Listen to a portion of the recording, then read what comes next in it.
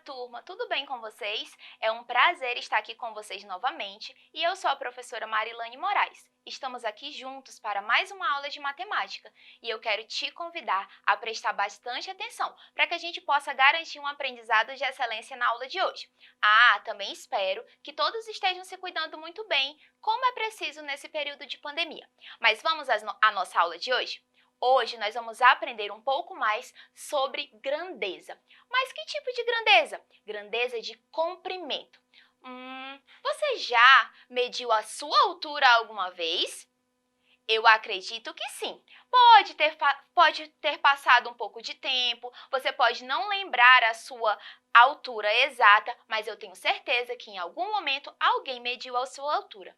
E olha só, vocês sabem quais instrumentos nós podemos utilizar para fazer esse tipo de medição de comprimento? E aí, será que sabem? Eu quero apresentar para vocês alguns desses instrumentos. Olhem aqui na mesa junto comigo. Nós temos aqui uma régua grande, não é verdade? Temos uma outra régua de um tamanho menor. Também temos aqui na mesa uma trena, olha só, uma trena que mede medidas muito maiores do que a régua pode alcançar. E temos aqui também uma fita métrica, olhem só, uma fita métrica. Bom, então, crianças, falando sobre medidas, eu quero contar para vocês uma curiosidade. Vocês sabiam que desde os tempos antigos as pessoas tinham a necessidade de medir as coisas, mas como será que elas faziam isso? Será que todos esses instrumentos e muitos outros que existem que não estão aqui já existiam naquela época? Pois é, não existiam, mas eles mediam de alguma forma e eu quero contar para vocês. Antigamente, para fazer as medições de comprimento, eles utilizavam partes do seu corpo. Estranho? Não, não é nada estranho. É isso mesmo que você ouviu. Eles usavam partes do corpo. Eles faziam as medições através de palmos, usando uma braçada. Eles usavam também a polegada. Também faziam uso do passo, tá certo? E muitas outras formas. Olha que interessante. Mas, com o passar do tempo, essas medidas não apresentavam exatidão.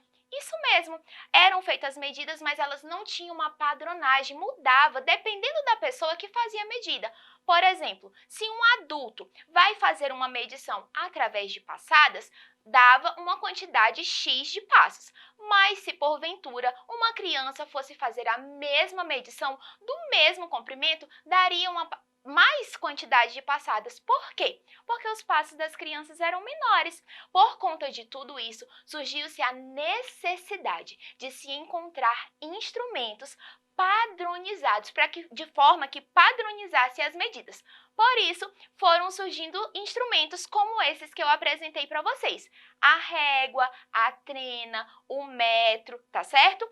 E agora, eu quero fazer aqui uma experiência com vocês. Eu vou pegar aqui a régua grande, olha só, a régua grande. E eu vou fazer essa medição como nos tempos antigos. Vou medir essa régua, ela tem 50 centímetros, ok? Mas eu vou medi-la com palmos. Olha só, vamos ver quantos palmos meus vão medir essa régua. 2, 2,5, digamos assim.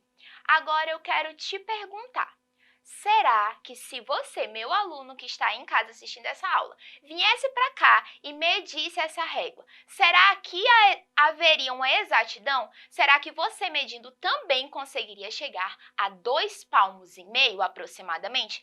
Ou será que você mediria com mais palmos ou menos palmos? O que você acha aí de casa? Muito bem, quem prestou atenção na curiosidade que eu falei, está lembrando exatamente que provavelmente por você ser criança e ter um palmo menor do que o meu, daria uma quantidade maior de palmos, não é mesmo?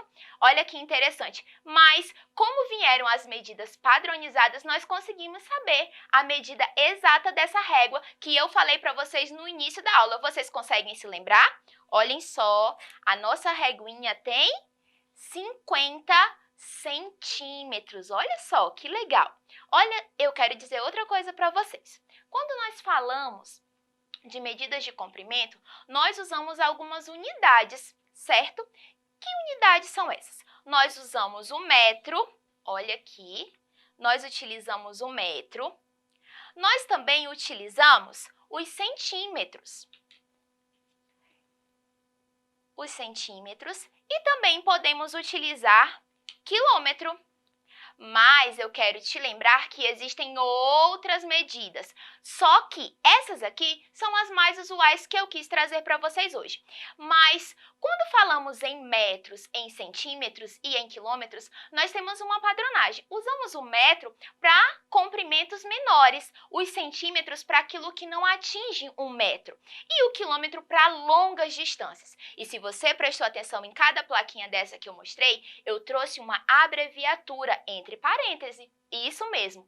Quando falamos de metro, para ficar mais fácil de resolver e de exemplificar uma medida, nós não precisamos escrever a palavra metro. Nós podemos fazer o uso da abreviatura. Olha só.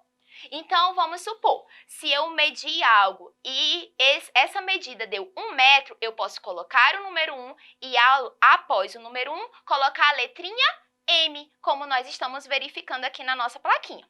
Quando medimos algo e encontramos essa medida como centímetros, como foi o exemplo da nossa reguinha de 50 centímetros, não precisamos fazer a escrita por completo. Podemos também usar a sigla. E olha só para lembrar vocês, a sigla de centímetros é cm.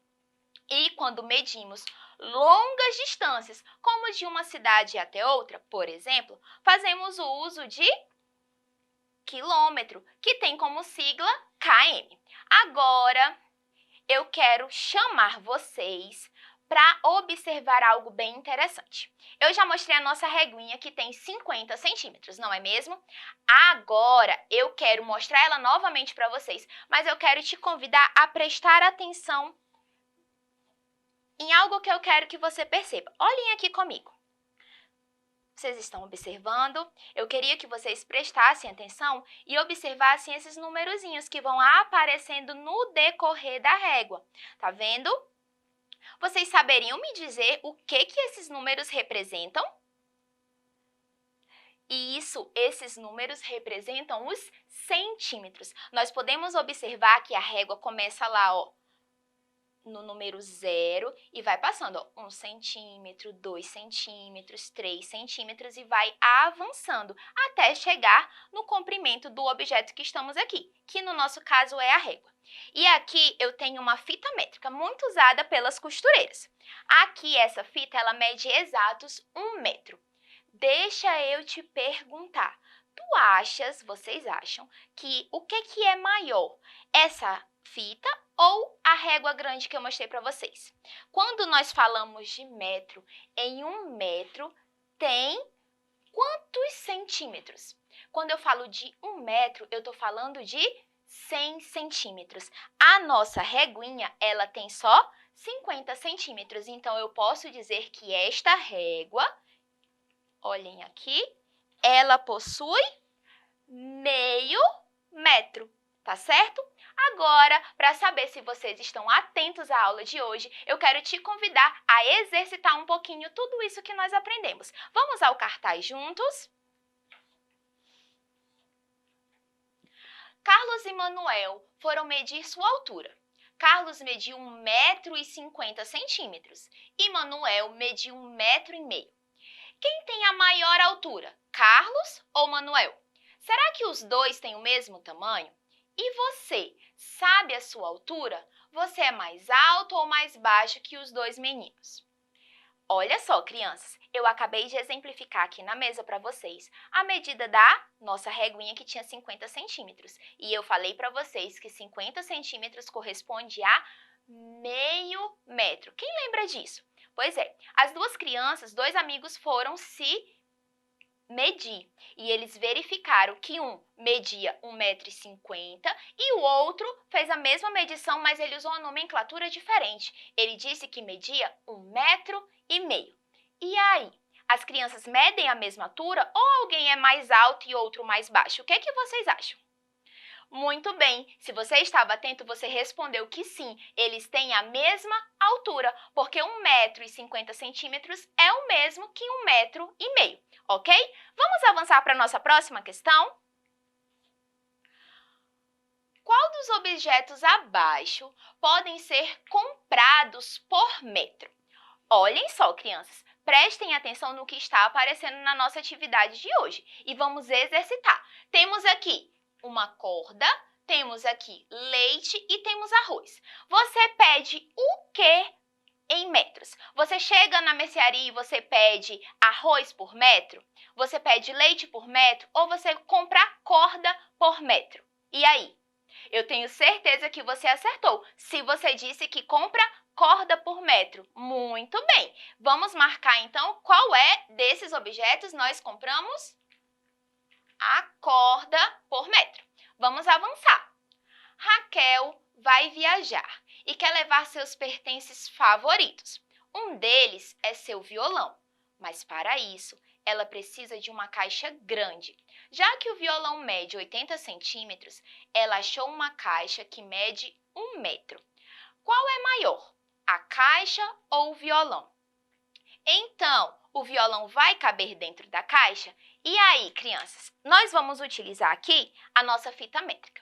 Nós vimos que a Raquel quer muito levar um de seus pertences, que é o violão. E o violão mede 80, olha só, aqui, ó, 80 centímetros, certo? E para isso, ela precisava achar uma caixa para poder guardá-lo. Ela encontra uma caixa de 1 metro, porque 100 centímetros corresponde a 1 metro. E aí, o violão cabe dentro da caixa, sim ou não? Essa era a primeira pergunta. Então, nós sabemos que sim, o violão cabe na caixa. E o que é maior? A caixa ou o violão? O que é maior? A caixa. Muito bem. Vamos lá, vamos avançar. Marta é costureira e precisa de 1 metro de fita para terminar sua costura. Ela verificou e descobriu que tem 50 centímetros. A quantidade de fita que ela tem vai dar para terminar a costura ou vai sobrar? E aí, crianças? Será que vai dar? Aqui eu tenho a fitinha da nossa costureira. Vamos medir, vamos verificar. Olha só, ela tem 50 centímetros. Mas quanto? Qual a situação diz que ela precisa de quanto? Ela precisa de 1 metro. E aí, vai faltar ou vai sobrar fita?